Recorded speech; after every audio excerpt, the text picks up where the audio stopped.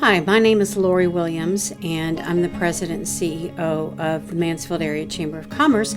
And my question for you, Dr. Cantu, is what actually created the deficit to begin with? We've actually been heading down this road for quite a while, and it really started for us back in 2019 with the 86th legislative session and a school finance reform and property tax legislation that was passed, which really compressed our M&O tax rate down from $1.04 where it's at in 2019 all the way down to 92 cents on the M&O side where it sits today in the 21-22 school year.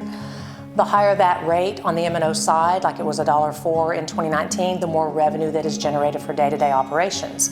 Now we're compressed down to 92 cents, so we're not generating as much revenue on the M&O side for day-to-day operations. So that's a piece of the puzzle.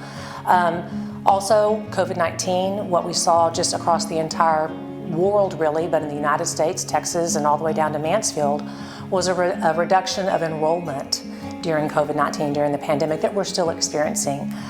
We're starting to bounce back a little bit from that, but districts all across, again, including Mansfield ISD, we lost enrollment, and enrollment is another way that we generate revenue for those day-to-day operations. So with all of that coming into this school year, although we delayed the opening of our 3 new schools that were passed in the 2017 bond to address the overcrowding down in the southern portion of our district, we delayed those for a year, but we needed to get those open this year to address that overcrowding. When you open 3 new schools, there are costs associated with that, everything from staffing to transportation.